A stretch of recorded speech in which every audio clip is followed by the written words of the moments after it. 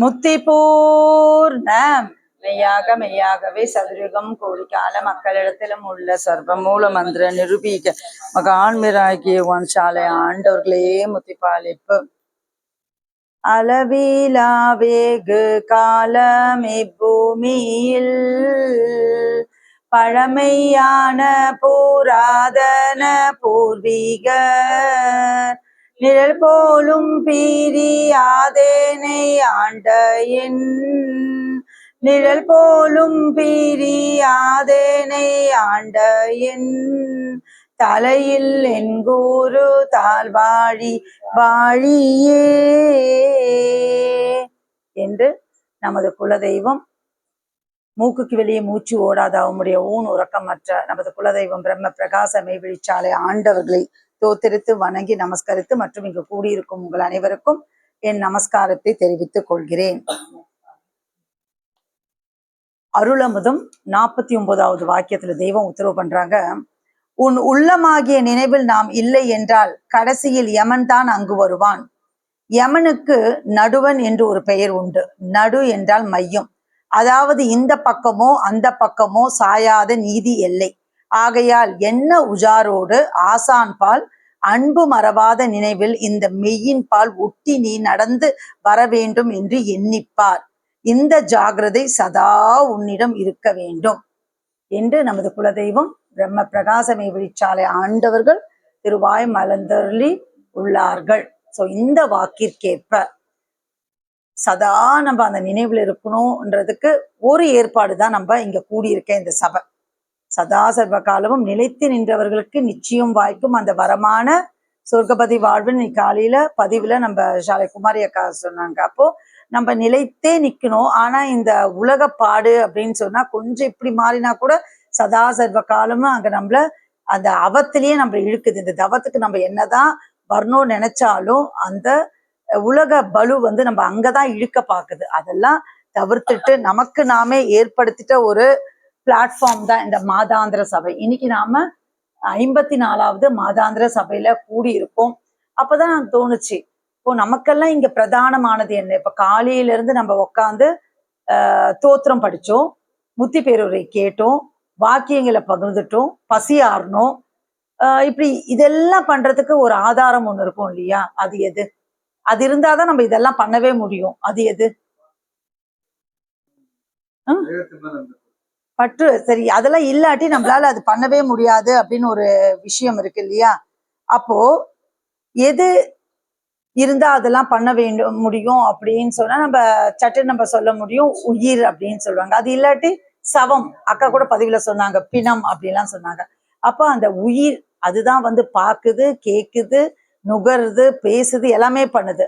அப்போ யாராச்சும் இப்ப நம்ம இங்கேயே உட்காந்துட்டு இருக்கோம், ஒருத்தர் திடீர்னு மூர்ச்சி ஆயிட்டுங்க மயக்கம் போட்டு விழுந்துட்டாங்கன்னா முதல்ல என்ன பண்ணுவாங்க?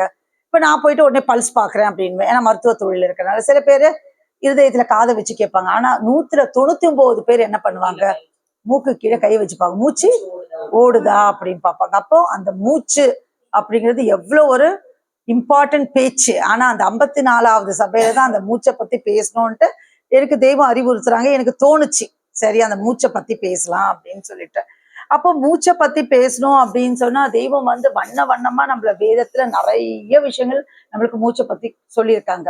இப்போ முதல்ல மூச்சுனா அது நம்மளுக்கு வயது, அந்த வயது ஆயுள் நம்மளுக்கு எங்க இருந்து வருது? நம்ம அப்பாவோட மூச்சுல இருந்து அது நிர்ணயிக்கப்படுது அப்படிங்கிறாங்க. அந்த மூச்சு நம்ம எப்படி எடுக்கணும் அப்படிங்கிறாங்க. அது எப்படி உள்ள போகுது, அது எப்படி வெளியே வருது அப்படிங்கிறாங்க.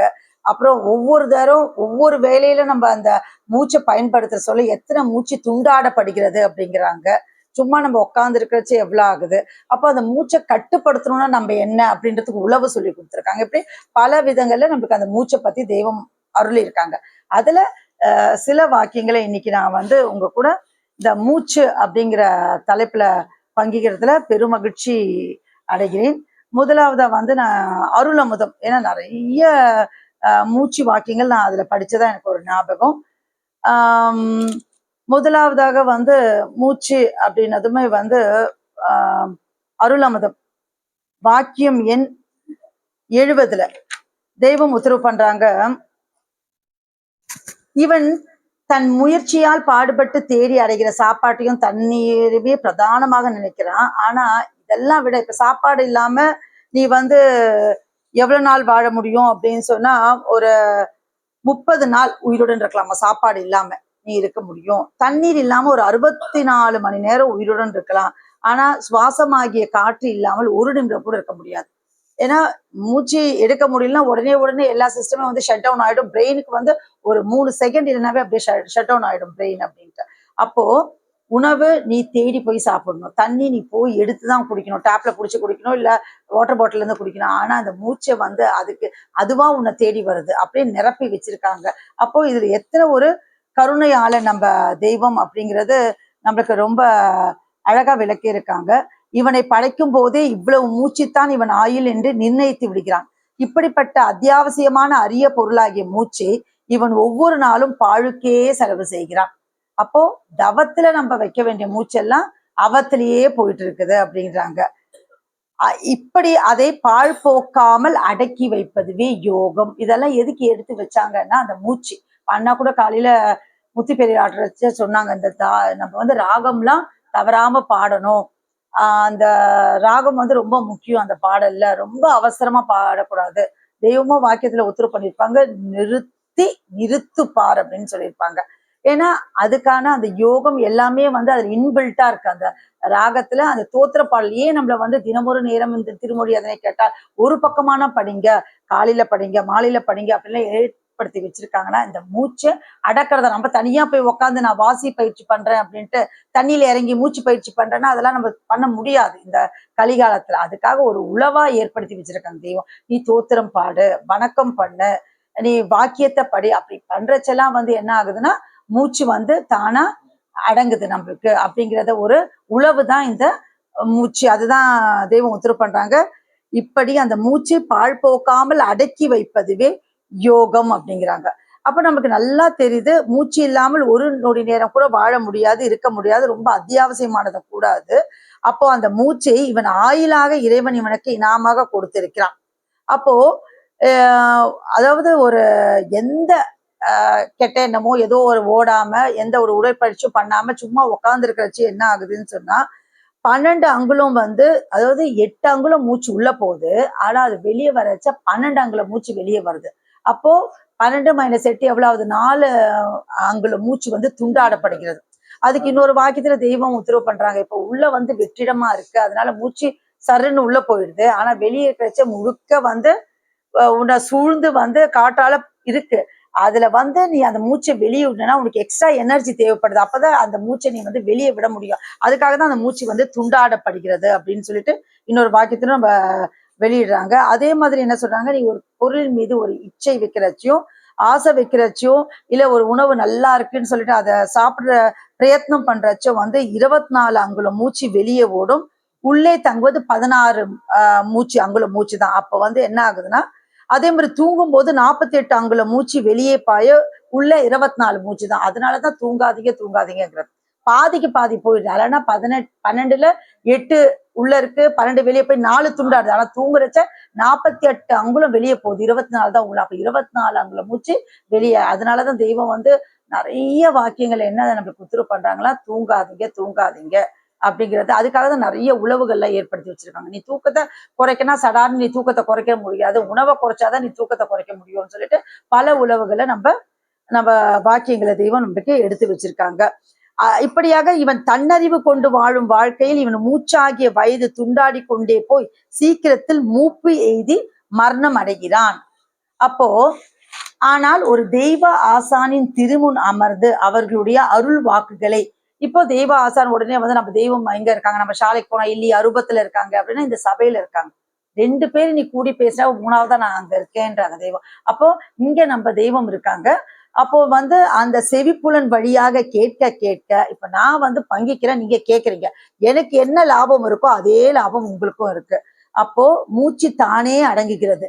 நம்ம கூட காலையில பேசச்ச நம்ம பங்கிட்டோம் இல்லைங்களா, இப்ப இந்த சபையில இருக்கிறச்சு நம்ம மூச்சுக்கு வீணா போறது இல்லை நம்மளுக்கு அப்படிங்கிறது. அப்போ ஒரு தெய்வ நாசிக்கு வெளியே மூச்சு ஓடாதவனுடைய ஒரு தெய்வ ரூபகரின் முன்னிலையில் அமர்ந்து செவிக்கு உணவாம் யோக பலனாகிய அருளமதை அருந்த மூச்சு இவன் அறியாமலேயே அடங்குவதால் ஆயுள் அதிகமாகிறது அப்போ நம்ம இன்னைக்கு நம்ம என்ன பண்ணிட்டோம்னா, நம்ம டெபாசிட் வந்து நம்ம மூச்சை வந்து இன்னைக்கு நம்ம உண்டியல சேர்த்திருக்கோம். இன்னைக்கு காலையில 10னா 10:30 மணிக்கு ஆரம்பிச்சு 4 மணி வரைக்கும் நம்ம இன்னைக்கு டெபாசிட், நேத்து நாளைக்கு பண்ண போகாத விஷயத்த இன்னைக்கு நம்ம பண்ணியிருக்கோம். அதுக்குதான் இந்த மாதாந்திர சபை. அப்படியானா சேர்த்துட மாட்டோமான்ற ஒரு அவா அப்படின்னு சொல்லிட்டு. அப்போ நாசிக்கு வெளியே மூச்சு ஓடாத தவ பெருஞ்செயலியே இந்த வாத கற்பம் அப்படிங்கிற ஒரு விஷயம் குறிக்கிறது அப்படின்றாங்க. இப்போ வாத கற்பம் அப்படின்னா என்ன அப்படின்னா, இந்த ஞான வாழ்வு நடைமுறையில இந்த வாத கற்பம் என்ற சொல் வந்து நிதானித்து பார்க்கக்கூடிய ஒரு தேவ ரகசிய வார்த்தை. உடம்புல வந்து வாதம் அதிகமாயிடுச்சு, கேஸ் அதிகமாயிடுச்சு, காத்து அதிகமாயிடுச்சுன்னு, கை கால் விழுந்தது, வாதம் அதிகமாயிடுச்சு அப்படின்வாங்க. அப்போ பக்கவாதம் வருவதும் இப்படித்தான், மூச்சு பிடித்து கொண்டது என்றும் சொல்வது உண்டு. வாதம் என்றால் வாயு, மூச்சு என்று தெரிவதற்காகவே இப்படி புழக்கத்தில் இருந்து வருகிறது. அப்போ அந்த நாசிக்கு வெளியே மூச்சு ஓடாத தவ பெரும் செயலையே அந்த வாதம் கற்பம்ங்கிறது. அந்த வாத கற்பத்தை யார் பண்ண முடியும்னா, கற்பம்னா அழியாதது அப்படின்னு சொல்லிட்டு, அப்ப யார் பண்ண முடியும்னா அந்த ஒரு ஊனுறக்கமற்ற அந்த தெய்வம் தான் அந்த வாத கற்பத்தை பண்ண முடியும். சாதாரண மனுஷங்களை பண்ண முடியாது. அப்போ இன்னொரு சிவஞான போதத்துல வந்து ஒரு பாடல் வரும், தம்மை உணர்ந்து தமையுடைய தன்னுணர்வார் அப்படின்ற ஒரு ஆரம்பிக்கிற பாடல் அப்படி ஒண்ணு வரும். அப்பதான் இது வந்து மெய்கண்டார் அவர்கள் வந்து சொல்ற ஒரு பாடல். அப்போதான் தெய்வம் சொல்றாங்க, ஏன் தன்னை உணர்ந்துன்னு அவர் சொல்லக்கூடாது, தம்மைன்னு ஏன் சொல்றாங்க? அவருக்கு நான் தன்னுக்கும் தம்முக்கும் வித்தியாசம் தெரியாம போச்சு. தம் அப்படின்னா தம் கட்டுறது இல்லையா, அது அவருக்கு தெரிஞ்சுதானே இருக்காங்க. மூச்சு அடங்குவதாகிய சிவராஜ யோகத்தில் பழகினவரே தன்னை அறிந்தவர்கள், அவர்களால் தான் என்னுடைய இந்த கிரந்தத்தை எடுத்து படிக்க லாயக்கானவர்கள். அவர்களுக்கு இந்த அவையடக்கம் என்று எடுத்த எடுப்பிலேயே கூறிவிட்டு, தன்னை அறியாத நரருக்கு அவையடக்கம் சொல்ல தேவையில்லை என்று குறிகாட்டி உள்ளார்கள். அதாவது தம் என்றால் தம் பிடித்தலாகிய மூச்சை அடக்கி தன் ஆட்சிக்குள் வைத்துள்ள யோகதன செயலையே அவர் யாரு, நம்மளோட மெய்கண்டார் அவர்கள் பாடியிருக்காங்க இந்த பாடல்ல அப்படின்னு ஒரு இடத்துல இந்த மூச்சை பத்தி ரொம்ப அழகா நம்மளுக்கு விளக்கி இருக்காங்க. இவன் ஆயில் ஒரு குறிப்பிட்ட அளவு மூச்சுத்தான் என்று இவனை படைக்கும் போதே நிர்ணயிக்க பெற்றாகி விட்டது. சுவாசிக்கும் போது மூச்சை உள்ளே இழைக்கிறோம், உள்ளே வெற்றியிடம், நான் சொன்ன மாதிரிதான் வெற்றியிடம் இருக்கிறதுனால நல்ல சுவாசம் உள்ள போயிடுது.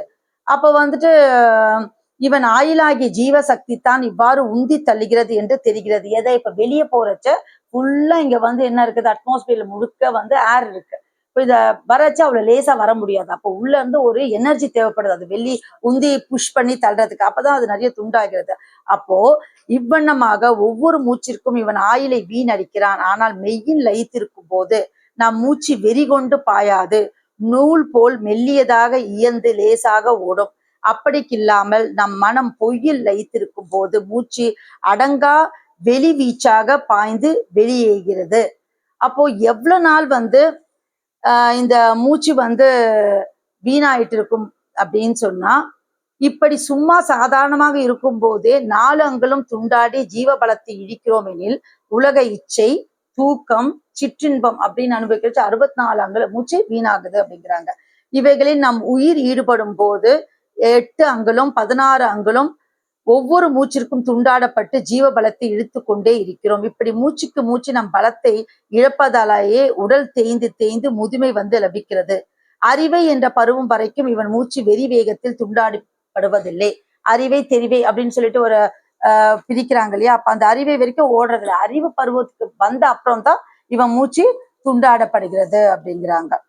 அப்புறம் இந்த மல்ஹரா நிலை அப்படின்ற, இப்ப கூட ஒரு சர்ச்சை வந்தது, ஒருத்தர் வந்து நான் மல்ஹரா நிலை அடைஞ்சிட்டேன்னு சொல்லிட்டு நம்ம சாலையில கூட பேசினாங்க, அது மாதிரி எல்லாம் வந்துச்சு. அப்ப அந்த மல்ஹரா நிலை அப்படின்னா என்ன அப்படின்னா, ஓடும் சுவாசம், நமக்கெல்லாம் சுவாசம் ஓடுது அப்படிலாம் இருக்கு இல்லையா, அந்த ஓடும் சுவாசம் உள்ளேயே சுழன்று நடக்கும் அரிய தவ நிலையாகும். அது எம்முடைய கைவரவு பெருநிலையாகும். உன்னையும் அந்த உட்சுழற்சியில் எப்படின்னா, இப்போ அம்மா வயிற்றுல இருக்க சொல்ல நம்ம எப்படி இருந்தா மூச்சை விட்டுருந்தா, மூச்சு விட்டுருந்தா தாய் பிழைப்பாளான்னு கேட்பாங்க ஒரு வாக்கியத்துல தெய்வம். அந்த மாதிரி எப்படி உள்சுழற்சிலேயே இருக்கு, மீன் எல்லாம் எப்படி உள்ளாரியே இருக்கு, அது தண்ணி உள்சுழற்சியே இருக்கு, அது மாதிரி நம்ம ஆக்கி வைக்கிறாங்க. அது எப்படி ஆக்கி வைக்கிறாங்கன்னா, அவங்களோட தவ வல்லபத்தை இனாமாக கொடுத்து நமக்கு ஆக்கி வைக்கிறாங்க. அதுக்கு நம்ம லாயக்கானவர்கள் அல்ல. அரிய செயலை நீ கையேந்தி பெறவே இரவு பாராவணக்கம் எடுத்து வைக்க பெற்றது. அரூபமாக இருந்த நிர்குண பிரம்மம் உட்சுழற்சியில் இருந்து வெளிப்பட்டு தூளதேகம் ஏற்று வெளிச்சுழற்சியில் தன்னை ஆக்கி கொண்டு சகுன பிரம்மமாக நம்மை ரட்சிக்க எழுந்தருளி இருக்கிறது. பிறகு தனது அரிய தவத்தால் மறுபடியும் மல்ஹரா நிலைக்கு ஏறி நிற்கிறது. அவ்வாறு நின்று கொண்டு பிறரையும் தன்னை போல் மாற்றுகிறது. அண்ணா பேசுறச்சு சொன்னாங்க, நாம தான் அவங்க, அவங்கதான் நாம, நம்ம அப்படி மாத்தணும் அப்படின்னு சொல்லிட்டு. உபதேச இரவில் உன் மூச்சு வெளியாகாமல் இருக்கும்படி செய்ததினால்தான் அந்த பிரம்ம உலக காட்சிகளை உன்னால் காண முடிந்தது. மூச்சு வெளியே ஓடி இருந்தால் உன்னால் கண்டிருக்க முடியாது. ஏனெனில் மல்ஹரா நிலையில் தான், அதாவது ஓடும் சுவாசம், மல்ஹரா நிலைனா ஓடும் சுவாசம் ஒடுங்கும் நிலை தான் மல்ஹரா நிலை அப்படின்ட்டு. அப்போ நிலையில் தான் பரிசுத்த ஆவி உன் ஜீவனில் வந்து குடியேற முடியும். அப்போ இந்த வான்வித்தை அருள்கிரண சபையை உண்டாக்கி இவ்வளவு பாரதூரமாக வளர்த்தி கொண்டு வந்திருப்பது, நாம் ஏன் அப்படி வந்திருக்கோம் அப்படின்னா, அது நம்ம தெய்வத்தோட அந்த தனி பவர் தான். அந்த தனி பவரால தான் இதெல்லாம் அவங்களால பண்ண முடிஞ்சது அப்படிங்கிறது நம்மளுக்கு இந்த வாக்கியத்துல இருந்து பட்டவர்த்தனமாக தெரிய வருகிறது. இப்போ தாயுமிலி தந்தை மிலி தான் தனியேண்டின். இப்போ ஒரு தூளம் வரணும் அப்படின்னா தாய் வேணும் தந்தை வேணும், அப்படி இல்லைன்னா வரவே முடியாது. ஆனா தாயும் இல்லாம தந்தை இல்லாம ஒருத்தர் வராங்க அப்படின்னா, மூக்குக்கு வெளியே மூச்சு ஓடாத உருவத்தை எங்கே நீ பார்த்திருக்கிறாய்? நம்ம தெய்வத்தை மட்டும்தான், நம்ம அனதாதி தேவர்கள்லாம் அவங்க பார்த்திருக்காங்களே, மூக்குக்கு வெளியே மூச்சு ஓடாம அவங்க வந்து ஊனுறக்கம் மற்றவங்க எல்லாம் இன்னைக்கும் நம்மளுக்கு ஆதாரம் இருக்கு. அவங்கள பார்த்தவங்க நமக்கு இடையே வாழ்ந்துட்டு இருக்காங்க இங்க. நம்ம இது ஏதோ கதையோ புராணமோ வரலாறோ நம்ம படிக்கல. அப்போ எமக்கு எத்தனையோ காலமாக நாசிக்கு வெளியே மூச்சு ஓடுவதில்லை. எதையாவது நினைத்தால் பசியுடன் ஒருவன் உணவு உட்கொள்ளுவது போல் சுவாசம் உள் வாங்குவது தெரிகிறது. வெளியேறாததால் அது என்னவாகிறது என்கிற விவரம் இப்போதுதான் நன்றாக விளங்க தெரிகிறது. நாசிக்கு மேல் எப்படி வந்து அந்த சுவாசம் வந்து உள்ள போயிட்டு வெளியே வருது அப்படிங்கிறது அவங்க ரொம்ப கவனிச்சு பார்த்தா அப்படி ஒண்ணு இருக்குதான் தெரியலையா. இன்னொரு வாக்கியத்திலே அவங்க சொல்லுவாங்க, அது எப்படி போயிட்டு எப்படி வருது, எவ்வளவு நாள் தேவைப்படுது, அப்படி போயிட்டு 2.5 நாள் தேவைப்படுதான். ஒரு மூச்சு உள்ள போறதுக்கு 2.5 நாள், ஒரு மூச்சு வெளியே வர்றதுக்கு 2.5 நாள், அப்ப 5 நாள். அது போதுன்னு சொன்ன என்ன, போலன்னு சொன்ன என்ன? நம்மளுக்கு ஒரு நாளைக்கு 21,600 மூச்சு போகுது. அவங்களுக்கு ஒரு மூச்சு உள்ள போறதுக்கு 2.5 நாள் ஆமா, அது வெளியே வர்றதுக்கு 2.5 நாள் ஆமா, 5 நாளுக்கு. அப்ப என்ன கணக்கு இது? அப்ப அது எப்படி நம்ம மூச்சு ஓடுதுன்னு சொல்ல முடியும்? அது கூட உத்தரவு பண்ணாங்க, ஒரு தழும்பு இருந்தது, அதை பார்த்துதான் நான் கண்டுபிடிச்சேன், இது வந்து ஒரு நம்ம மூச்சு போய் வந்திருக்குது அப்படின்னு சொல்லி இன்னொரு வாக்கியத்துல அவங்க அழகா சொல்லுவாங்க. இது என்ன சொல்றாங்க அப்படின்னா, இவங்க கவனிச்சு பார்த்தாங்களாம் அவங்களோட மூச்சை. கவனிச்சு பாக்குறச்சு என்ன ஆகுதுன்னு சொன்னா, அதாவது அது என்னவாகிறது என்கிற விவரம் இப்போதுதான் நன்றாக விளங்க தெரிகிறது. நாசியின் மேல் பாகத்தில் நாகம் படமெடுப்பது போல் உள்ளிருந்து எழும்பி தட்டுவது தெரிகிறது. பின் 2ஆக பிரிந்து, இங்க வருது 2ஆ பிரிஞ்சு, 2ஆக பிரிந்து மேல் பாகத்தில் ஒவ்வொரு எல்லையில் தட்டுவதும் கண்ணை மூடிக்கொண்டிருந்தால் அப்போது ஏற்படும் பூரிப்பும் அனுபவிக்கிறோம். அங்கிருந்து இறங்கி ஒவ்வொரு அங்கக்குலங்களிலும் ஏதோ வேலை செய்வது போல் ஏற்படும் குருகுருப்பினால் அவைகளுக்கு புத்துணர்ச்சி ஊட்டுகிறது. அப்போ நம்ம அதுதான் படிப்போம். இந்த பிரீதிங்கிறது வேற, ரெஸ்பிரேஷன்றது வேற, மூச்சுங்கிறது வேற, சுவாசம்ங்கிறது வேற, காற்றுன்றது வேற, மூச்சுங்கிறது வேற, சுவாசம்ன்றது வேற. தெய்வமே ஒரு வாக்கியத்தை சொல்லுவாங்க, இவனுக்கு காற்றுக்கும் சுவாசத்துக்குமே வித்தியாசம் தெரியல. சூ அப்படின்னா மந்திரம், மந்திர வாசனை அப்படின்வாங்க. அப்போ பிரீதிங் அப்படின்னா பிரீத் இன் பிரீத் அவுட், உள்ள போறது வெளியே. இப்ப ரெஸ்பிரேஷனுங்கிறது வேற. ரெஸ்பிரேஷன்ன்றது அது எங்க நடக்குன்னா செல் லெவல்ல மைட்டோகாண்ட்ரியால நடந்து எனர்ஜி நம்மளுக்கு கொடுக்கும்னு படிக்க. அதுதான் தெய்வம் இங்க உத்தரவு பண்றாங்க அப்படின்னு நான் நினைக்கிறேன். அதாவது என்ன உத்தரவு பண்றாங்கன்னா, அதாவது பின் 2ஆக பிரிந்து மேல் பாகத்தில் ஒவ்வொரு எல்லையில் தட்டுவதும் கண்ணை மூடி கொண்டிருந்தால் அப்போது ஏற்படும் பூரிப்பும் அனுபவிக்கிறோம். அங்கிருந்து இறங்கி ஒவ்வொரு அங்க குலங்களிலும், ஒவ்வொரு செல்லையும் போது, அது அங்க குலங்களிலும் ஏதோ வேலை செய்வது போல ஏற்படும் குருகுருப்பினால் அவைகளுக்கு புத்துணர்ச்சி ஊட்டுகிறது. அந்த எனர்ஜி ப்ரொடியூஸ் பண்ண அப்புறம் அந்த ஏடிபின்னு சொல்லுவாங்க இல்லையா, அந்த எனர்ஜி எல்லாம் ப்ரொடியூஸ் பண்ணது இல்ல, ரொம்ப டல் ஆகிடும். குளுக்கோஸ் கலந்து குடிச்சுன்னா ஒரு எனர்ஜி வருது இல்ல நம்மளுக்கு, ரொம்ப சோர்வா இருக்கும், பசியா, சாப்பிட்ட அப்புறம் இப்பதான் ஜீவனே வந்தது அப்படின்னு சொல்லுவோம் நம்மளுக்கு. அது நம்ம எல்லாமே ஃபீல் பண்ணிருப்போம்.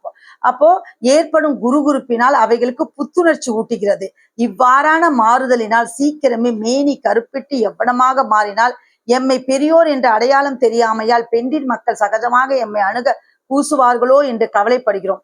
இதையே இப்படி மாறி உண்டாகும் தாயும் தகப்பனும் இல்லாத தவ வலிமையினால் உண்டாகும் ஒரு தேகத்தையே தாயுமிலி தந்தையுமிலி தான் தனியே நின்று கூறியுள்ளார்கள். இது வந்து தீர்க்க தரிசனமா சொன்ன விஷயம். அது தாயுமிலி தந்தையுமிலி இல்லாம ஒரு தேகம் எப்படி வரும்னா, இந்த சுவாசத்தை வச்சு நம்மளுக்கு விளக்குறாங்க. இப்படி ஒரு தேகம் வந்துட்டா, இப்போ 10 தலை வச்சு ஒரு மனுஷன் நம்ம முன்னாடி வந்தா நம்ம என்ன பண்ணுவோம்? பயந்துருவோம்ல. ராவணன் பார்த்தா போட்டோல பார்த்தா நல்லா இருக்கு, திடீர்னு முன்னாடி வந்தா எப்படி இருக்கும் நம்மளுக்கு? நமக்கு இப்ப நம்மள மாதிரி 5 அடி உயரம், 2 கண்ணு, ஒரு மூக்கு, 2 கை வச்சா நம்ம தெய்வம்னா கூட சரி, தூளம் தாங்கி வந்திருக்காங்கன்னா 10 கை வச்சு 40 கை வச்சு 10 தலை வச்சு முன்னாடி வந்தா என்ன பண்ணும்? இது ஏலியன் நினைச்சு போயிடுவாங்க. அதுதான் தெய்வம் உத்தரவு பண்றாங்க. இது மாதிரி பெண்டிர் பிள்ளைகள்லாம் நம்மளை பாக்குறதுக்கு பயப்படுவாங்களோ அப்படின்னு நினைக்கிறோம் அப்படின்னு சொல்லிட்டு நமக்கு தெய்வம் உத்தரவு பண்றாங்க. அதாவது ஒருத்தர் சொல்றாங்க, மூச்சு தானே உயிர் அப்படிங்கிறாங்க. அதுதான் நம்ம சொன்னது, உயிர். மூச்சு தானே உயிர். யாருன்னா செத்து போயிட்டாங்கன்னா என்ன, மூக்குல கை வச்சு பார்ப்போம், மூச்சு மூச்சே இல்லாம கிடக்குறான்ப்பா அப்படிதான் நம்ம சொல்லுவோங்க. அப்போ அது ஓடாவிட்டால் அதற்கு பதிலாக வேறொரு கருவி அல்லவா வைத்திருப்பார்கள். மூச்சு ஓடிக்கொண்டு இருப்பதனாலே தானே உயிரும் உடலில் உள்ள பாகங்களும் இயங்குகின்றன. அதை மாற்றி சுவாசம் ஓடாமலே உயிர் வாழவும் அங்கங்களை இயக்க வைப்பதுமாக இருந்தால் அது என்ன செயலாக இருக்கும்? அந்த செயல் யாராக செய்ய முடியும்? அது நம்மளுக்கு மூச்சே இல்ல, ஆனா அங்கங்கெல்லாம் இயங்குது, அது செயல்படுது, தான் சொன்னதுக்கு கட்டுப்பட்டு நிக்குது அப்படின்னா நல்லா 5 வேளை சாப்பிட்டுட்டு 15 மணி நேரம் தூங்கிட்டு இருந்தா அதெல்லாம் சாத்தியமா இருக்க முடியுமா? சொன்னதை கேட்கணும்னா அப்ப அதுக்கு எவ்வளவு தியாகங்கள் நம்ம தெய்வம் பண்ணியிருக்காங்க அப்படின்றத நம்ம கொஞ்சம் யோசிச்சு பார்க்கணும். எப்படி அவருக்கு மட்டும் அந்த பவர் வந்தது? இந்த கலிகாலத்துல நம்ம செய்ய முடியாதுன்னு சொல்லிட்டாங்க தெய்வம் நம்மளுக்கு, அது பரவாயில்ல. ஆனா அதை நினைச்சு கூட பார்க்க நேரம் இல்லாம இது பின்னாடியும் நம்மளாம் ஓடிட்டு இருக்கோம். அப்போ சாவுடைய தளத்திலே நின்று மூச்சு வெளியே வராமல் உள்ளே இழுத்து பூரித்து கொள்வதுதான் யோகம். ஆனால் உலகத்தவர்கள் மூச்சை பிடித்து திக்குமுக்கு ஆடுவதை யோகம் என்கிறார்கள். இப்ப நிறைய பேர் பார்க்கிறோம், இந்த வாசி யோகம்வாங்க. காலையில 4:30 மணிக்கு எழுந்துக்கணும், மூச்சு பயிற்சி பண்ணணும். அது என்ன பண்ணுவாங்க, கும்பகம் அதெல்லாம் சொல்லுவாங்களே. அப்புறம் அந்த ஹார்ஸ் மாதிரி ஒண்ணு பண்ணுவாங்கல்ல, அஸ்வினி முத்ரா அப்படின்வாங்க. நம்ம குறை சொல்லல அவங்களுக்கு எல்லாம், பட் அதனால நீங்க காண போகும் பலன் எங்க? அதுக்காக எவன் கட்டுப்படுவானா? அப்படி நீ 4 மணிக்கு காலையில எழுந்து கூட எத்தனை நாள் பண்ண முடியும்? நீ அதை பண்ண முடியுமா? கடைசி வரைக்கும் பண்ணணும் இல்லையா? பண்ணாதுன்னு அப்ப கூட கேரண்டி இல்லையே. நமக்கு அப்படி இல்ல. நாம் சொல்வதை கேள், சொல்வதை தவிர வேறொன்றை நேசிக்காது, எம்மை தவிர என்ன கேரண்டீடா ஜீவப்பிரயாணம் கொடுக்குறாங்க. நமக்கு முன்னாடி கண் முன்னாடி எவ்வளவு பார்த்துட்டு இருக்கோம். அதான் நம்ம எவ்வளவு தெரியாம பண்ணா பரவாயில்லைங்கன்னா அதெல்லாம் ஒரு அடிதான். நீங்க வந்து பக்குவப்பட்டு வரது கரெக்டான இடத்துக்கு வந்துட்டீங்க. இன்னைக்கு சாலைன்ற ஒரு எல்லைக்கு வர்றதுக்கு அதெல்லாம் ஒரு படிக்கட்டுகள் தான். இல்லாம நீ தனியா இருந்தா வர்றது கஷ்டம். அப்படிலாம் ஒரு படியா இருந்ததுனால இங்க சட்டுன்னு வர முடிஞ்சது நம்மளுக்கு. ஆனா வேஸ்டாவே போயிடாம இந்த மார்க்கத்தை தெரிஞ்சு உள்ள வந்துட்டோம்ல, அதுக்கு நம்ம தெய்வத்துக்கு நன்றி சொல்றோம். நம்ம அடுத்தது குதிரையை என்ன சொல்றாங்கன்னா, அதாவது நீயா வாசி பயிற்சி மூச்சு பயிற்சி எல்லாம் நீ பண்ணிட்டு இருக்கிறது எப்படி இருக்குன்னா, குதிரையை லகான் பிடித்து இழுத்தால் நிற்கும், அதற்கு பதிலாக நீ போய் பின்னாடி இருக்க பாலை பிடிச்சி காலை பிடிச்சி எழுதுன 8 போது பல்லு பகடு போயிடும் அப்படின்றா. அதுக்கு இருக்கு. ஃபேனை நிறுத்துறோம்னா நீ வந்து முழுக்கவும் நிறுத்துறோம், டியூன் பண்ண தெரியணும். டியூன் பண்ண உனக்கு எப்ப வேணும் எப்ப வேண்டாம் நீ வச்சுக்கலாம். அது மாதிரி என்ன உத்தரவு பண்றோம்னா, அதாவது அதற்கு பதிலாக பின்காலை பிடித்து இழுத்தால் எட்டி உதைத்து பகடு போகும். அதுபோல் இவன் மூச்சடக்கி அதன் இன்பத்தை அனுபவிக்க அதனுடைய லகானை பிடிக்காமல் பின்காலை பிடிக்கிறான். ஆகையால் அதன் இன்பத்தை அனுபவிக்காமல் துன்பமாக ஆக்கிக் கொள்கிறான். இவ்வாறு துன்பம் கொடுக்காமல் அதை இன்பத்தில் திருப்ப ஒரு தெய்வீக வான நாட்டில் லகான் நாம் கொண்டு வந்து இருக்கிறோம். எத்தனை 1000 ஆண்டு வேண்டுமானாலும் அதில் இருந்து அனுபவிக்கலாம் அப்படிங்கிறாங்க. அப்ப அந்த லகான் என்ன நமக்கு தெய்வம் கொடுத்திருக்காங்க, அந்த லகான நம்ம தெய்வ சொல்படி நடக்கணும். நம்மளுக்கு அதுக்காக தான் 4 வேதங்களை இறக்கி வச்சிருக்காங்க. அவங்க திருவாக்க நம்ம கொண்டு இருக்காங்க. அந்த திருவாக்கு தான் அந்த லகான். நம்ம அதை பிடிச்சிட்டே நம்ம போயிட்டோம்னா நம்ம எங்க போய் சேரணுமோ அந்த ஊர் போய் நம்மளால சேர முடியும். மனோலய சூக்கும வல்லபம், அதாவது மாட்டின் மலத்தை எடுத்து கையில நம்ம எல்லாம் என்ன பண்றோம், ஆன்டிசெப்டிக் சாணம் முழுகணும்ன்றோம்.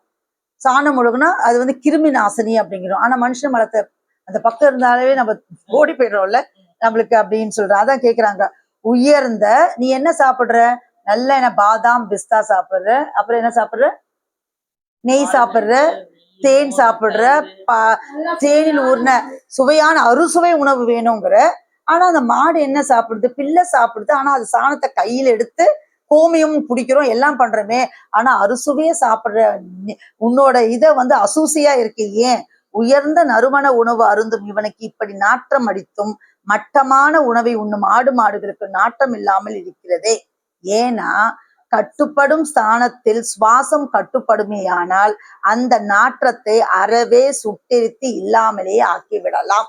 நீங்களாம் நினைச்சுப்பாங்க, தெய்வம் உத்தரவு பண்ணுவாங்களாமா, தெய்வத்தை குளிக்கவே பிடிக்காதாமா, குளிச்சா அவங்க மேல வர செண்பகப்பூ வாட போயிடுமா, போயிட்டு 4-5 நாள் கழிச்சுதான் திரும்ப வருமா. அதுக்குள்ளார வந்து சபையில எல்லாம் கூடி இருந்தா அவங்களுக்கு வேர்வெல்லாம் அவரால் பண்ண முடியாது. அடிக்கடிக்கு கையை வந்து அவங்க மோந்து பார்த்துப்பாங்களாமா. அதனால குளிக்கிறது பிடிக்கும். ஆனா நாம ஒரே ஒரு நாள் குளிக்கலாம் முடியல. அரை நாள் இந்த காலைக்கெல்லாம் 2 வேளை குளிக்க வேண்டியது இருக்கு இந்த கிளைமேட்ல எல்லாம். இந்த இத்தனை ஒரு கத்திரி வெயில் எல்லாம் அப்படி இருக்கு. அப்பனா என்ன என்ன நடக்குது நம்ம உடம்புல? என்ன கட்டுப்படாம இருக்குது அப்படின்னா சொல்றாங்க, கட்டுப்படும் ஸ்தானத்தில் சுவாசம் கட்டுப்படுமேயானால் அந்த நாற்றத்தை அறவே சுட்டெரித்து இல்லாமலேயே ஆக்கிவிடலாம். அப்ப எது சுட்டெரிக்கணும்? எங்க சுட்டெரிக்கணும்னா அறுசுவையானது மைன ரூபமான ஆவியாக இருக்கிறது. நம்ம அதாவது அறுசுவை கொண்டு ஒழிக்கும் இடம் தெரியுமா? நம்ம அறுசுவை சாப்பிட்றோம் தெரியுது, நாக்கு வரைக்கும் தான். நெஞ்சுக்கு கீழே போனா நரகல் அப்படின்வாங்க. அதுக்கப்புறம் அந்த சுவை கொண்டு ஒழிக்கும் இடம், அந்த அறுசுவை தெரிஞ்சவன் மனுஷன், அந்த அறுசுவை கொண்டு ஒழிக்கும் தெரிஞ்சவன் தான் தேவன் ஆகிறான். அப்ப அது எங்க போய் சேருது அந்த அறுசுவைன்றதை தெரிஞ்சுக்கணும். அப்போ அது எப்படி இருக்குன்னா ஆவியாக இருக்கிறது. மூச்சு லயமாகும் மனோலய சூக்கும வல்லபமானது அதற்கு அரசனாகி அதை சுட்டெரித்து விடுகிறது. அப்படி அந்த அறுசுவை சுட்டு எரிச்சுட்டா நம்மளுக்கு அந்த மலத்துல அந்த நாற்றம் வராது. துர்நாற்றம், நாற்றம்னா அது வாசனை, அந்த துர்நாற்றம் நமக்கு வராது அப்படின்னு சொல்றாங்க நம்ம தெய்வம் அவர்கள். ஆனா நம்ம அறுசுவைய விடுறதுக்கு நம்ம எப்பவுமே ரெடியா இல்ல. ஒரே 4 நாள் ட்ரிப் போயிருந்தா அங்க ஜீரா ரைஸா கொடுத்தானதுமே உப்பு சப்பு இல்ல, உப்பை கூடு, சக்கரை கூடு அப்படிங்கிறான். அவன் சப்பாத்தி வச்சிருக்கான், நூடுல்ஸ் வச்சிருக்கான், எல்லாம் தான் வச்சிருக்கான். ரசம் இருக்குமா அப்படின்னு 3 நாள் தாக்கு பிடிக்க முடியல நம்மளுக்கு. கர்நாடகா ட்ரிப் போனா அது மாதிரி இருக்கு. அடுத்ததான் மூச்சு பத்தி நம்ம பாக்குறச்ச, மூச்சு அதிகம் ஓடாத படிக்கு மெதுவாக நடந்து, இப்ப நம்ம அரவலம்னா நம்ம பாக்குறோம் 11:45 12:15 வரைக்கும் அரவலம். அறம் சுற்றுதல் அப்படிங்கிறாங்க. அரவலம்னா அறம் சுற்றுதல் அப்படிங்கிறாங்க. அப்ப என்னன்னா அங்க எத்தனை தடவை நடக்கிறாங்க, 7 தடவை நடக்கிறாங்களா, 10 தடவை நடக்கலாம், அதை கணக்கு வச்சு நடக்கக்கூடாது. நீங்களும் அங்க உட்காந்து மூல மந்திரத்தை சொல்லிட்டு அமைதியா பொறுமையா சொல்லிட்டு உட்காருமே தவிர்த்து அவங்க சுத்தி வர்றதை கணக்கு எடுத்துட்டு இருக்க கூடாது. அதாவது மூச்சு அதிகம் ஓடாதபடிக்கு மெதுவாக நடந்து மூல மந்திரத்தை தியானம் செய்து கொண்டு அறம் பலம் வர வேண்டும். சுற்றுகளை எண்ணி கொண்டல்ல அப்படின்னு தெய்வம் உத்தரவு பண்ணிருக்காங்க. அதுதான், அதனாலதான் நீங்க பாத்தீங்கன்னா அவங்களாம் எப்படி கை கட்டிட்டு பொறுமையா சுத்துவாங்க நம்மளுக்கு அந்த அறம் சுத்துறச்ச. ஆமா, மூல மந்திரம் சொல்லிட்டு வரணும். நம்மளுக்குலாம் இப்போ உங்ககிட்ட எவ்வளவு சொத்து இருக்கு, உங்ககிட்ட எவ்வளவு பொருள் இருக்கு அப்படின்னா என்ன சொல்வீங்க? என்கிட்ட ஒரு வீடு இருக்கு, அங்க ஒரு பிளாட் இருக்குது, இல்ல கார் இருக்குது. நம்ம என்ன நினைச்சுக்கிறோம், இல்ல அக்கா கேட்டா எனக்கு 25 பவுன் இருக்கு, நகை இருக்கு, இது மாதிரிலாம் வச்சு 50 பவுன் நகை வச்சிருக்கேன் அப்படிலாம் நம்ம சொல்றோம். ஆனா உன்னோட உண்மையான பொருள் என்ன அப்படின்னு உனக்கு தெரியணும் அப்படின்னு தெய்வம் உத்தரவு பண்றாங்க. உன்னுடைய பொருள் எது? உன்னுடைய வயது எது? மூச்சு தான். அதுதானே சொல்ற, மூச்சு தான் உன் வயசு. நீ 25 கிலோ அண்ணா அரிசி வாங்கி உங்ககிட்ட கொடுக்குறாங்க. நீங்க 2வது நாளே 25 குண்டா இது பை காலினும் காமிக்கலாம். நீங்க 2.5 மாசம் கழிச்சு கூட என்னங்க இந்த மாசம் அரிசி வாங்க 2.5 மாசம் வந்ததுன்னு சொல்லலாம்.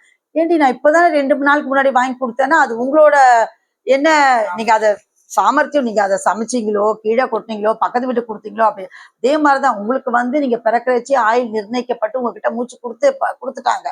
அதை நீங்க 70 வயசு வச்சுக்கிறீங்களோ 90 வயசு வச்சுக்கிறீங்களோ அதுதான் நீங்க கொஞ்சம் கொஞ்சமா சேமிச்சு. அதுக்குதான் இந்த உழவெல்லாம், இந்த பாடெல்லாம். இங்க நம்ம கூடி இருக்கிறதும், நம்ம படிக்கிறதும், பேசுறது, பாடுறது எல்லாம் அந்த மூச்சு துண்டாடப்படாம சேமிச்சு வைக்கிறதுக்கு தான். அதுக்கு உழவுதான் இது.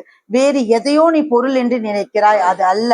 இதுதான் உன்னுடைய பொருள் அப்படிங்கிறாங்க. இப்ப இனிமே யாருன்னா எதனா பொருள் உங்ககிட்ட என்ன இருக்குன்னு கேட்டா நம்ம என்ன இருக்கணும், இவ்வளவு மூச்சு இருக்குது, நாங்க மாசாந்திர சபையில கலந்துக்கிறோம், சபை எங்கனால கலந்துருக்கிறோம், திருவிழாவுக்கு சாலைக்கெல்லாம் போறோம், அறவலத்துல கலறோம், கொடிக்கு போயிட்டு வரோம், வணக்கங்கள்ல கலந்துக்கிறோம். ஸோ அதெல்லாம் தான் நம்ம உண்டியில சேர்க்கிற உண்மையான பொருள், உண்மையான சொத்து அப்படிங்கிறாங்க. இப்போ தெய்வம் கற்பக நிலை பத்தி ஒண்ணு சொல்வாங்க. அந்த கற்பக நிலை பத்தி இதுல நம்மளோட திருமைஞான குரல்ல 80வது வாக்கியத்திலையும் அதை பத்தி உத்தரவு பண்ணியிருப்பாங்க. கற்பக தவம் நான் என்னன்னோ நினைச்சுட்டு இருந்தேன், ஆனா இப்பதான் எனக்கு தெரிஞ்சது, அந்த எல்லைக்குள்ள போனா குழு குழுன்னு உள்ள போயிட்டோம். ஒரு புதுமையான அனுபவமா இருந்தது அது. பிறகு தவத்திலிருந்து வரும்போது அங்க ஆலயத்துக்கு வர சொல்ல தள்ளாடி தள்ளாடி வந்தாங்களாம். ஏன்னா புதுசா ஒரு அனுபவம் பண்ணிட்டு தள்ளாடி தள்ளாடி ஆலயத்திற்கு வந்தோம். நடக்க முடியாமல் கால்கள் துவண்டு போய் ஆலயத்தில் திரை போட்டு தவத்தில் இருந்தோம். ஆலயத்திற்கு அமர்ந்ததும் திடீரென்று சகலமும் நின்று விட்டது. சொட்டு தண்ணீர் கூட உள்ளே அருந்த முடியவில்லை. மூச்சு இழுத்து இழுத்து பார்த்தோம். சில நேரத்துல நமக்கு நல்ல காரமான சாப்பாடுலாம் சாப்பிட்டு நல்ல கேஸ்ட்ரைட்டிஸ் வந்துடும், பாதி மூச்சு தான் வரும். இழுத்து இழுத்து பார்ப்போம், பாதி வரும், பாதி அப்புறம் அந்த எதானா போட்டு கொஞ்சம் அந்த மருந்தெல்லாம் போட்டு ஆன்டி போடு, ராபிப்ரசல் போடு, ஜெலுசல் குடியாதெல்லாம் பண்ணாதான் கொஞ்சம் சரியாயிட்டு முழு மூச்சே வரும் நம்மளுக்கு. அது மாதிரி இவங்க இந்த கற்பக நிலையில இருந்து வந்ததும் என்ன ஆச்சுன்னு சொல்லி இழுத்து இழுத்து பார்க்கணும், மூச்சே வரலையாமா. அப்போ மூச்சை இழுத்து இழுத்து பார்த்தோம், அது எங்கிருக்கிறது என்றே தெரியவில்லை, அது இருக்கிற சுவடே தெரியவில்லை. இப்படி இந்த உலகம் இந்த உலகம் தோன்றிய காலம் முதல் இதுவரைக்கும் தோன்றியது உண்டா? கிடையவே கிடையாது. இப்படி ஒரு நிலை வரும் என்று எமக்கு தெரியாது. சோத்தால் அடித்த சுவர் என்பார்கள். ஒருவேளை சோறு இல்லாவிட்டால் குரலே எழும்பாது, தூக்கம் இல்லாவிட்டால் அதைவிட மோசமாகிவிடும், இதையெல்லாம் விட மூச்சு இல்லாவிட்டால் ஆளே இல்லை. அந்த கற்பக தவத்து நிலையை விவரிக்க வார்த்தைகளே இல்லை. அந்த அதனுடைய வல்லபத்தை சுருக்கி சொன்னால் அந்த கற்பக நிலை அப்படிங்கிறது என்ன அப்படின்னு சொன்னா, அது ஈசனையே உருவாக்கும் தவம் அப்படிங்கிறாங்க. அந்த கற்பக நிலைன்றது என்னன்னா, அது ஈசனையே உண்டாக்கும் தவம் என்று சொல்லலாம். அப்படியாப்பட்ட தவமா ஒரு ஈசனையை உண்டாக்கக்கூடிய ஒரு தவம்னா அதுதான் அந்த கற்பக நிலை தவம் அப்படிங்கிறாங்க. அப்ப அதுதான் தெய்வமுத்திர பண்றாங்க, உன்னுடைய நிசமான சொத்து உன் மூச்சு தான், அது வீணாக போகிறதே என்று நீ கவலைப்படுவதே இல்லை. நீ மூச்சு உள்ளே இழுக்கும் போது பணக்காரனர்கள். எப்ப நம்ம பணக்காரனாங்களா? நம்ம கிட்ட இருந்து காசு செலவானா நம்ம ஏழை இல்லையாமா. மூச்சு வீணா போச்சுன்னா ஏழை, மூச்சு உள்ள வரச்சலாம் நம்ம பணக்காரன்றாங்க. நீ மூச்சு உள்ளே இழுக்கும் போது பணக்காரனாக இருக்கிறாய், வெளியே விடும்போது ஏழையாக இருக்கிறாய். இப்படி இருக்கும் உனக்கு இந்த உலகத்தையே சம்பாதித்தாலும் போதவில்லை. அப்படியானால் என்றும் பணக்காரர்களாய் இருப்பவர்களுக்கு எவ்வளவு சொத்து வேணும் யோசித்துப்பார். என்றும் பணக்கார நெடியின் வரும் ஒரு பாடல் நம்ம தெய்வத்தை பத்தி. 4 கோடி கண்டவர்கள் அவங்க, அத்தனை பணக்காரர். சர்வ அண்டரண்ட சராசரங்களும் அவர்களுடையதுதான். என்றும் குறையா பணக்காரண்டி அவர் 7 கடல் குடித்து ஏப்பம் விட்டார். நம்ம தெய்வத்தை பத்தி நம்ம திருப்பாடல்ல வரும். உன்னுடைய தேகாலயத்தில் ஈசன் குடியிருக்கிறான், எனவே அதை அசுத்தம் செய்யாது. எத்திய எத்தாலே எத்தாதெல்லாம் எத்திக்கொள் என்று எடுத்தெறிந்தார். ஒரே எத்தில் நரன் நித்திய சொர்க்க பதவி அடைவதென்றால் அவன் வலிமை என்ன? செய்கிறவர்கள் அது சாதாரணமாக இருக்கலாம், ஆனால் நீ அதை சாதாரணமாக நினைக்கலாமா?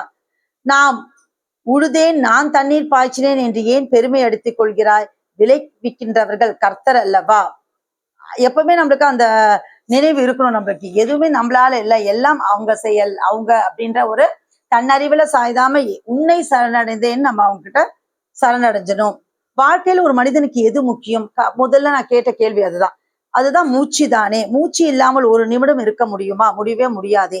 இதோ உன் கண் முன்னாலே பார்க்கிறாய், இது என்ன அதிசயமாக படவில்லை? ஏன் மனுமுலை துவங்கிய கால வரம்பிலிருந்து இப்படி யாருக்காவது இருந்தது உண்டா?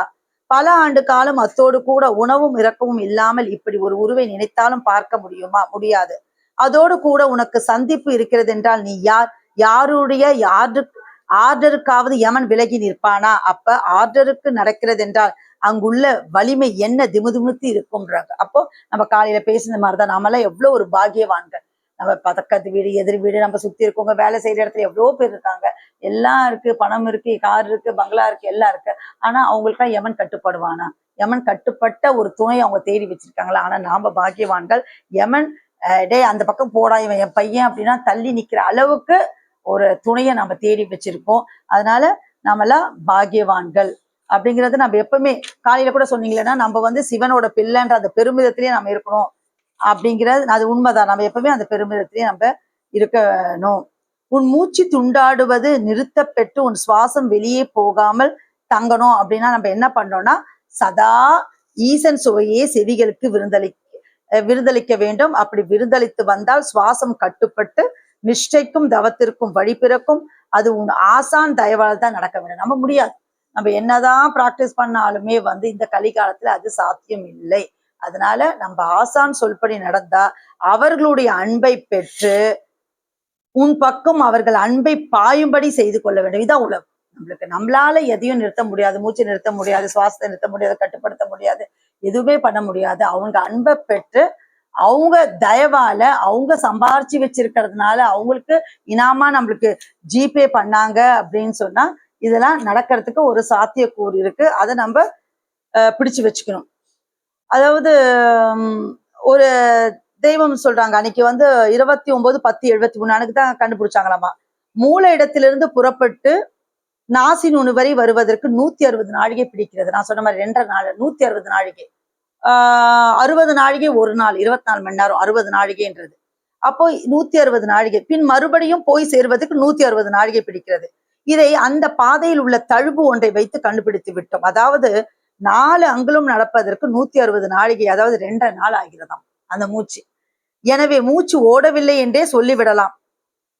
அதுதான் தெய்வம் வந்து மூச்சு அதை போய் நம்ம என்ன 2.5 நாளைக்கு ஒரு தடவை ஒரு மூச்சு அப்படியே போயிட்டு வருதுன்னா 5 நாளைக்கு நான் சொன்ன கணக்கு தான் 21,600 தடவை நமக்கும் 5 நாளைக்கு ஒரு தடவை ஒரு மூச்சு நம்ம எதை வச்சு நம்ம கண்டுபிடிக்குது? அப்போ மூச்சு ஓடல அப்படின்னு தான் நம்ம சொல்லணும் அப்படிங்கிறாங்க. அடுத்தது, உன் மூச்சு துண்டாடப்பட்டு நஷ்டமாக போவதே பாவம், அப்படி ஆகாமல் தன் பயப்பட்டு இருப்பதே புண்ணியம். புண்ணியத்திற்கு ஒரு உரு இருக்கிறது, அது நாம் தான். எம்மையே நீ நம்பு, எம் சொற்படி நட, எம்மை தவிர மற்றொன்றையும் நீ நேசிக்காதே, சத்தியமாக ஜீவ சாட்சியாக எமது இந்த வார்த்தைகளை நீ நம்பு, உன் மூச்சு வீணாகாது, அது மெய்யாக புண்ணியத்திலேயே புண்ணியத்திற்கே ஆகிவிடும். ஊன் உறக்கம் இச்சை மதிப்பு என்கிற நீ போக்ஷித்து பிரியமாய் வளர்க்கின்ற 4 ரோகங்கள் உன்னை பீடித்திருக்கின்றன. அவற்றை அடியோடு ஒழிக்க ஜீவ பண்டித அருமருந்தே மேலே கூறியது. இந்த பூமியில் நீ எவ்வளவுதான் தனமுடையவனாக இருந்தாலும் வரும் பிரளய அமளி வாதையினின்றும் தப்ப முடியுமா? முடியாது. அந்த மெய் மதித்தனம் ஒன்றுதான் அந்த நேரத்தில் உன்னை காப்பாற்றும் அப்படிங்கிறாங்க. ஒருவன் செத்தவுடன் உயிர் பிரிவதை சுவாசம் ஓடாமல் மூச்சு நின்று விட்டது என்கிறார்கள். சுவாசம் காற்றுதானே, இந்த காற்றுக்கு பயந்து ஏன் நாம் மரணம் வந்துவிடக் கூடாது என அஞ்ச வேண்டும்? 10,000 கற்களை எடுத்துக்கொள்வோம், ஒரு வைரக்கல்லையும் எடுத்துக்கொள்வோம். 10,000 கற்களின் பிரகாசம் ஒன்று கூடினாலும் ஒரு வைரக்கல்லின் பிரகாசத்திற்கு ஈடாகுமா? ஈடாகாது. அதுபோல் உலகில் உள்ள காற்று அவ்வளவு எடுத்துக்கொண்டாலும், உலகில் எவ்வளோ காற்று இருக்குது, எல்லா காற்றையும் எடுத்துக்கொண்டாலும் இவன் ஒரு சுவாசத்திற்கு ஈடாகுமா? ஆகாது. உலகில் உள்ள காற்று அவ்வளவையும் சுருட்டி எசன்ஸாக சுவாசம் படைக்க பெற்றிருக்கிறது. இவனோட சுவாசம் என்ன அப்படின்னு சொன்னா, அதுதான் சொல்றாங்க, இந்த சுவாசம் அப்படிங்கிறது மந்திர வாசனை. சூனா மந்திரம், மந்திர வாசனை அப்படிங்கிற உலகத்துல எல்லா காற்றையும் எடுத்து ஒரு எசன்ஸா பண்ணி தான் உன்னோட சுவாசமா நம்மளுக்கு படைச்சிருக்காங்க தெய்வம் அப்படிங்கிறது நம்மளுக்கு தெளிவுபடுத்துறாங்க. அப்போ சாம்பசிவா ஓமா பொருள் என்று கூறுகிறார்கள், அது மகா பெரிய பொருள். உன்னுடைய பொருள் எதுன்னா நம்ம ஏற்கனவே சொல்லிட்டோம், அது நம்ம பொருள் எதுன்னா நம்மளோட மூச்சு தான். அது நமக்கு வயது. வயது எது? உன்னுடைய பொருள் மூச்சு தான். உன் வயது உன் மூச்சு தான். நீ எதையோ பொருள் என்று நினைத்து கொண்டிருக்கிறாயே, அது பொருள் அல்ல, இதுதான் பொருள். இப்ப நான் மூச்சை இழுக்கிறோம், உள்ளே வெற்றிடும், வெளியே வாயு முழுவதும் நிரம்பி எங்கும் அடைத்து நிற்கிறது. அப்படி மூச்சு இழுக்கும் போது உள்ளே வெற்றிடும், ஆதலால் லகுவாக சுலபமாக சுவாசம் உள்ளே செல்கிறது. ஆனால் வெளியே தள்ளும் போது வாயு எங்கும் நிரம்பி உள்ள இடத்தில் நாம் தள்ளும் பலம் வேகமாக வேணும் அல்லவா? எங்கும் வாயு நிரம்பி இருப்பதால் நாம் வேகமாக பலமாக அழுத்தமாக சக்தியை செலவு செய்து மூச்சை வெளியே தள்ளுகிறோம். இப்படி ஒவ்வொரு மூச்சுக்கும் நம் பலத்தை கொண்டு வெளியே தள்ளுவதால் நம் பலம் வர வர குறைந்து கொண்டே வருகிறது. சும்மா சாதாரணமாக இருக்கும் போதே இப்படி பலத்தை செலவு செய்து மூச்சை வெளிவிடுகிறோம். இப்படி உள்ளே வெற்றிடமாக இருப்பதால் அழுத்தம் மிகுதியாக உள்ள இடத்திலிருந்து காற்று மிக எளிதாக உள்ளே செல்கிறது. அப்படி செல்லும் போது 8 உள் வாங்குகிறது. ஆனால் வெளியே வரும்போது அப்படி அல்ல. எங்கும் காற்று மண்டலம் சூழ்ந்து இருப்பதால் இவன் வெளியே விடுகிற சிறு சுவாசம் வெளியில் வர தடங்கலாகிறது. ஆகவே இவன் தன் பலத்தை செலவு பண்ணி அதை வெளியே தள்ள வேண்டி இருக்கிறது. அப்படி 12 வெளியேறுகிறது. 4 மூச்சு அதிகம். மேலும் அதை வெளியே விட தன் பலம் வேறு அதிகம் தேவை. அறிவு வரும் பருவம் வரைக்கும் இவன் மூச்சு துண்டாடப்படுவதில்லை. அதான் அறிவை பருவம் வரைக்கும் வரதில்லைன்னு சொல்லிட்டோம். அதன் பின் தான் இவன் அதிகமாக விரயம் பண்ணுகிறான். இச்சை, தூக்கம் முதலியவற்றால் இன்னும் அதிகமாகிறது. இப்படி ஒவ்வொரு தடவையும் பலத்தை இழுப்பதால் விரைவில் உடல் தேய்ந்து முதுமை லபிக்கிறது, சாவும் வருகிறது. உலகோர் அடைகிற முடிவு பலன் இதுதான். மூச்சை நம்ம செலவு பண்ண கூடாததுக்கெல்லாம் செலவு பண்ணிட்டு கடைசியில என்ன ஆகுது? சாவு வருது. நம்மளுக்கு வயதை எதுல அடக்கி வச்சிருக்காங்க? இறைவன் அந்த மூச்சுல தான் நம்மளுக்கு அடக்கி வச்சிருக்காங்க. மனிதனுக்கு இந்த அனித்திய தூள தேகத்துக்கு பின் ஜீவ தேக வாழ்வு தான். முடிவு இல்லாத ஊழி ஊழி கால ஸ்வர்கபதி வாழ்வு. அதை கசப்பு தீட்டு நாற்ற பிசாசு உடலாக மாற்றி போடாதே அப்படின்னு நம்மளுக்கு தெய்வம் உத்தரவு பண்றாங்க. நாசி வெளியே மூச்சு ஓடிக்கொண்டிருக்க மனிதர் எத்திர வல்லவம் படைத்தவராயினும் யமனுடைய தண்டனையாகிய மரண அவஸ்தையில் பலம் கொண்ட கூறினை முறியடித்து மாற்றும் சக்தி அவர்களுக்கு இல்லை, இல்லவே இல்லை. இன்னைக்கு நிறைய போலி பாசையாளர்கள் வராங்க, என்னென்னவோ வேஷம் போட்டுட்டு எப்படியோ நல்ல நாக்குல தேன் தடவிட்டு பேசி எல்லாம் பண்றாங்க. ஆனா அவனும் நாரி சாக போறான், அவனை சுத்தி நம்பி போற மக்களும் நாரி சாக போறவங்க தான். முதல்ல நம்ம பார்க்க வேண்டியதுன்னா மூக்குக்கு வெளியே மூச்சு ஓடுதா அவனுக்கு அப்படின்றத நம்ம பார்க்கணும். அப்போ அவனுக்கு வந்து அந்த பலம் கொண்ட மரண அவஸ்தையின் பலம் கொண்ட கூறினை முறியடித்து மாற்றும் சக்தி அவர்களுக்கு இல்லை, இல்லவே இல்லை என்பதை மனித குலம் தெரிந்து கொள்ளட்டும் அப்படிங்கிறாங்க.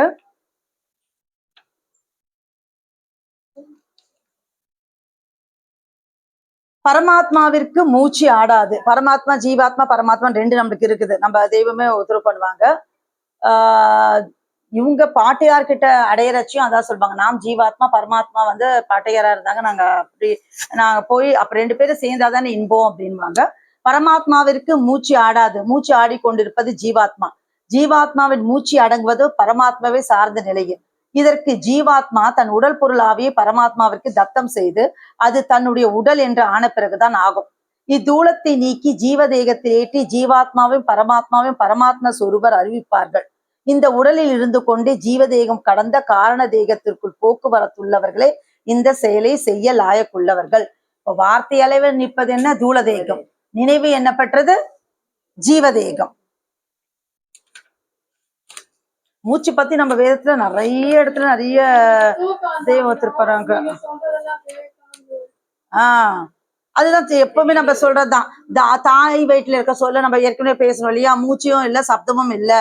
ஒவ்வொரு பிறப்பா பிறக்கிறோம். 6 பிறப்பு வரை நம்ம பிறந்து வந்துடுறோம். அப்புறம் இந்த இறைவன் வந்து தன் கருணா கடாட்சத்துல அறுபத்துல நின்று நம்மள 6 பிறப்பு பிறக்க வச்சிடறாங்க. அப்புறம் 7ஆம் பிறப்பு ஒண்ணு பிறக்கணும். அது மனு ஈசன் என்ற இவன் நாமத்துக்குரிய பிறப்பு. இவன் இந்த அரிய உடல் எடுத்து பிரயோஜனம் ஆகிறது நித்தியத்தை கை போடும் பிறப்பு. மனுஷனா பிறந்ததே அதுக்குதான். 6 பிறப்பு வரைக்கும் தெய்வம் வந்து அவங்களோட கருணானால பண்ணி வச்சிருவாங்க, கடாட்சத்தினால. ஆனா 7வது பிறப்பு ஒரு குரு பெருமான, ஒரு உண்மையான குரு பெருமான அண்டி அவங்க பால் மனம் உவந்து நடந்து அவங்க கிட்ட மறுபிறப்பு பிறக்கணும். அதுதான் 7ஆம் பிறப்பும். எடுக்கையிலே தீருதையா அப்படிங்கிறாங்க. அப்படி எடுக்கலன்னா தேரா நாட்டமுடன் பொணம் என்ற பெயரும் வரும் அப்படின்னு சொல்றாங்க. பிறகு 7வது பிறப்பு மனு ஈசன் என்ற இவன் நாமத்துக்குரிய பிறப்பு. இவன் அந்த அரிய உடல் எடுத்த பிரயோஜனமாகிய நித்தியத்தை கை போடும் பிறப்பு. அந்த பிறப்பை இவனுக்கென்று தனித்துள்ள, அதுக்குதான் அறிவு கொடுத்துருக்காங்க, மத்த எதுக்கும் இல்லை. இவங்க நீ இத்தினூண்டு ஒரு இரும்பை எடுத்து நல்லா வாட்ச் பண்ணிடுற, இப்ப இரும்பு தகட்டை எடுத்து ஏரோப்ளைன் பண்ற, அதுக்கெல்லாம் இந்த அறிவை கொடுக்கல. ஆனா அந்த நித்தியத்தை கை போடுறதுக்கு தான் அந்த அறிவை வந்து உனக்கு கொடுத்துருக்காங்க அப்படிங்கிறத ஒரு வாக்கியத்தை நமக்கு இது மூலமா தெய்வம் வந்து மின்னி காமிக்கிறோங்க. அவ்வளத்தையும் வந்து இந்த நித்தியத்திற்கான அந்த பிறப்பில் இவன் பிறக்க வேண்டும் என்று இந்த 1008 அண்டங்களையும் வண்ண வண்ணமான உணவுகளையும் பலவிதமான சவரட்சங்களையும் இவனுக்காக படைத்தான். ஆனா இவன் என்ன பண்றான்? இதெல்லாம் அனுபவிச்சுட்டு அதுக்கான நேரம் கொடுக்காம வந்த வேலையை விட்டு பந்த கால படுக்கிற மாதிரி மற்றதெல்லாம் பண்றான். ஆனா அந்த அறிவை ஏன் கொடுத்தோன்றத பண்றதே இல்லை. அதனாலதான் என்னன்றாங்க, வீணாக்கிய பாவம், இந்த இவனுக்காக படைச்ச அந்த அண்ட சராசரங்களை வீணாக்கிய பாகம் இவன் தலையில் வந்து விடுகிறது. ஆகவே இறைவன் இவனிடத்தில் யமனை ஏவி விட்டு அடித்து பீத்து கசப்பு வெளியாகி நாரெடுத்து பார்க்கிறவர்கள் எல்லாம் இவன் பாவி என்று காரி துப்ப செய்து விடுகிறான். பாவம் அப்படின்னா நம்ம எல்லாம் சொல்றோம், எறும்பை மிதிக்க கூடாது, கரப்பாம்பூச்சி கொல்லக்கூடாது, பாம்பு அடிக்கக்கூடாது, அது விட்டுருங்க, அது மெனப்பாம்பு, அது அப்படி அனுப்பிடணும், இதெல்லாம் நம்ம பாவம்னு பேசிட்டு இருக்கோம். ஆனா பாவம்னா நம்ம தெய்வம் என்ன பண்ணா கூட ஒரு சபையில சொன்னேன், பாவம் அவருக்கு இந்த டாபிக் வந்துருச்சு. அப்புறம் ஒரு அனந்தர் ஃபோன் பண்ணி சொன்னாங்க, எல்லாம் நல்லா பேசுறீங்க ஆனா அந்த பாவம் மட்டும் நீங்க பயன்படுத்தாதீங்க அப்படின்னு சொன்னாங்க. அப்ப பாவம் என்பது அப்படி என்னன்னா, பாவம் என்பது உன் மூச்சு துண்டாடப்பட்டு நஷ்டம் அடைவது. அப்படி ஆகாமல் இருப்பதுவே புண்ணியம். புண்ணியத்திற்கு ஒரு உரு இருக்கிறது, அது உன் ஆசான் தான். அவர்களையே நம்பு, அவர்களை தவிர வேறொன்றை நேசிக்காதே, அவர்கள் சொற்படி நட, அப்ப உன் மூச்சு வீணாகாது அப்படிங்கிறாங்க. உனது மூச்சு உன் சொற்படி கேட்கிறதா அல்லது சொற்படி கேளாமல் அந்நியமா இருக்கிறதா? நம்ம சொன்னா நம்ம மூச்சு கேக்குதா? கேட்காது. ஆனா 6 மணி வணக்கம் பண்ணணும் அப்படின்னு நினைச்சு வந்தாச்சோ, நூல் எடுத்து உட்காந்து படிக்கிறச்ச நம்ம சொல்லவான அது தானா கண்ட்ரோல் ஆயிருக்குது, ரிமோட் மாதிரி. அது அந்நியமா இருக்கிறது, அந்நியமா இருக்கிறது. அப்போ நம்ம அதை சொல்றபடி கேட்கணும்னா, நம்ம மூச்சு நம்ம சொல்றபடி கேட்கணும்னா நம்ம தெய்வ சொல்படி கேட்கணும். தெய்வ சொல்லப்படி 6 மணி கை கால் கழுவிட்டு வந்து நம்ம வணக்கம் பண்றச்சோ, நூல் எடுத்து வச்சு படிக்கிறச்ச நம்ம ஒண்ணுமே சொல்ல வேணாம், அது ஆட்டோமேட்டிக்காவே அது கண்ட்ரோல் உட்சுழற்சியில போயிடுது. அப்போ அதை உன் சொற்படி கேட்க செய்கின்றவர்களே ஆசான். நீ அவர்களிடத்தில் அந்நியமின்றி பழகினால் தான் உனது சுவாசமும் அந்நியமாய் இல்லாமல் உன் சொற்படி கேட்கும்.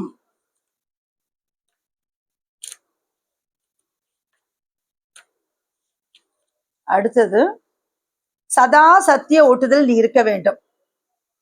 அப்ப என்ன பண்ணணும்? தெய்வம் வந்து நம்மளுக்கு ஹெல்ப் பண்ணா கூட நம்ம அவங்களுக்கு ஹெல்ப் பண்ணாதான்.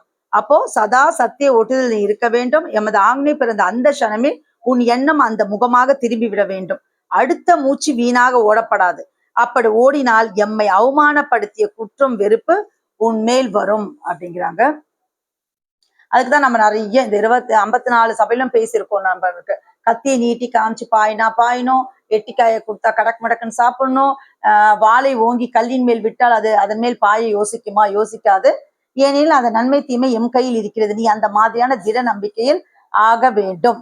அதுதான் தெய்வம் உத்தரவு பண்றாங்க. நீ எம்மை நோக்கி ஒரு எட்டி எடுத்து வைத்தால் உம்மை நோக்கி நாம் 3 எட்டி எடுத்து வைக்கும் காலம் இது. இது ஒரு வசந்த காலம் அப்படிங்கிறாங்க. இந்த காலத்துல வந்து நீ எக்கோடி காலத்திற்கும் சாவாவரம் பெற வந்தவன். உன் சொந்த தூளம் இந்த நாட்ட தூளம் அல்ல, பிணிக்குள் அகப்படும் தூளம் அல்ல. முடிவு நேரத்திலே பெருநாற்றம் வந்து அண்டுதே, அது அந்த நித்திய தூளத்திற்கு இல்லை. அதை நீ பெற வேணுமானால் ஒரு சத்திய நிஜமான பிரம்ம நிஷ்டரின் அன்பு வந்து உன் பேரில் தாக்கும்படியாக நீ செய்து கொள்ள வேண்டும். அதை விட்டு நீ தவமா செய்து கிழித்து விடுவா என்றாங்க. தவம்லாம் நம்மளால செய்ய முடியாது, மூச்சடங்கும் இடத்திற்க எவராலும் முடியாது. ஆனா இங்கு இருப்பது எளிது தம்பின்றாங்க. நீ மூச்சு அடக்கிற நிப்ப, ஆனா அடுத்த நிமிஷம் என்ன பண்ணுவ அப்படின்னா கிழட்டு எருமை தவிட்டு தண்ணீர் குடித்து விட்டு இழுப்பது போல இழுக்குமே அப்படின்றாங்க. 2 நாள் மூச்சு இழுத்துச்சுன்னா மூச்சு பிடிச்சுக்கோ நம்மளுக்கெல்லாம். அடுத்த நாள் என்ன பண்ணுவோம்? அடுத்த நாள் வந்து என்ன பண்றதுன்னு தெரியாம முடிச்சுட்டு இருப்போம். மூச்சடங்கும் இந்த இடத்திற்கு போய் வருபவரே யோகி ஞானி, அவரே நித்திய வாழ்விற்குரிய முதல்வர். ஒரு வேதத்தில் மட்டும் இதை வஞ்சகமாக சொல்லி வைக்கவில்லை, இது சர்வ வேதங்களிலும் சொல்லப்பெற்றுள்ளது. அத்தகைய ஒரு பிரம்ம நிஷ்டரின் திருமுன் செல்லாதவன் வாழ்க்கை நரகலான அவஸ்தையில்தான் முடியும். நம்ம எல்லாம் பாக்கியவான்கள், நம்மளுக்கு அந்த துணையை நம்ம தேடி வச்சுட்டு இருக்கோம். இப்ப தேடி வச்சிருக்கோன்றத விடாம இறுதி பரிந்த வரை வச்சுக்கணும். அதுதான் முக்கியம். இப்ப இருக்கோம், நாளைக்கு இருப்போமா? போன மாசம் வரைக்கும் திமுக ஆட்சி இருந்தது, இப்ப இருக்கா? இல்லையே, மாறிடுச்சு இல்லையா? அப்போ நிரந்தரமா இருக்கணும்னா அப்ப என்ன பண்ணணும் நம்ம யோசிக்கணும். அது நினைச்சா முடியும் இல்லையா நிரந்தரமா? அது என்ன பண்ணணும்னா மக்களின் அன்பை பெறணும். ஆனா நம்ம இந்த நித்திய வாழ்க்கையில நிரந்தரமா இருக்கணும்னு நம்ம என்ன பண்ணோம்னா நம்ம தெய்வத்தோட அன்பை பெறணும். அங்க எப்படி இந்த லௌகீக வாழ்க்கையில மக்களின் அன்பை பெற்றா ஒரு நிரந்தர அரசு இருக்க முடியுமோ, நம்ம நித்திய வாழ்க்கைக்கு நம்ம என்ன பண்ணணும்? தெய்வத்தை நான் அன்பா இருக்கேன், தெய்வத்துக்கு நான் அன்பா இருக்கேன். நம்ம அன்பை கேட்கவே இல்லை. தெய்வத்தோட அன்பு பெறறதுக்கு நம்ம என்ன பண்ணணும் அப்படிதான் நம்ம யோசிக்கணும். நிறைய பேர் சொல்லுவாங்க எனக்கு 100% அன்பு இருக்கு தெய்வத்து மேலன்னு சொல்லிட்டு. அது நீ நினைச்சுட்டு இருக்க, அது உண்மையான்னு தெரியலையே நம்மளுக்கு. மூக்கில் மூச்சு ஆடுகின்ற எவரையும் நம்பாதே என்பது வேத தீர்ப்பு. அப்படி மூச்சு ஆடாதிருப்பவர்களே எங்கள் ஆசான். இந்த அடையாளம் இல்லாதவர்களை தெய்வமாக கொண்டால் நரகமே கதி அப்படிங்கிறாங்க. மூச்சு ஆடின்னு இருக்கவங்களை யாருன்னா இப்ப நிறைய அப்பப்ப 3 மாசத்துக்கு 6 மாசத்துக்கு 5 வருஷத்துக்கு ஒரு குருபிரான் தோண்டிடுறாங்க. நம்ம கிட்டயே இருக்காங்க. நான் குருபிரான் ஆயிட்டேன், எனக்கு இங்க வந்து மின்னல் வந்தது, எனக்கு இங்க வந்து லைட் வந்தது, எனக்கு இதை சொல்ல சொன்னாங்க தெய்வம், உங்ககிட்ட இத சொல்ல சொன்னாங்க, என் கனவுல வந்து சொன்னாங்கன்னு இப்படி நிறைய பேர் உருவாயிருக்காங்க. இப்போ ஏமாந்து இப்ப நிறைய கூட்டம் வர வர ஏமாந்து போறவங்களும் உண்டு. ஆனா தெய்வம் என்ன உத்தரவு பண்றாங்க? மூக்கில் மூச்சு ஆடுகின்ற எவரையும் நம்பாதே என்பது வேத தீர்ப்பு. அப்படி மூச்சு ஆடாதிருப்பவர்களே எங்கள் ஆசான். அந்த அடையாளம் இல்லாதவர்களை தெய்வமாக கொண்டால் நரகமே கதி. நம் சபை பிள்ளைகள் யார் பேசினாலும் பேச்சு முடிவில் இதை கட்டாயம் சொல்ல வேண்டும், அப்புறம் ஒன்றும் பேசக்கூடாது என்ற நமது தெய்வத்தின் வாக்குக்கேற்ப இத்துடன் என் முத்தி பேருரை மீண்டும் மீண்டும் தொடரும். நமஸ்காரம். இதுக்கப்புறம் ஒன்றும் பேசக்கூடாதுன்னுட்டாங்க. அதனால முடிச்சாச்சு. எவ்வளவு ஆச்சு பாப்பா? 1/2 மணி நேரம். குட்.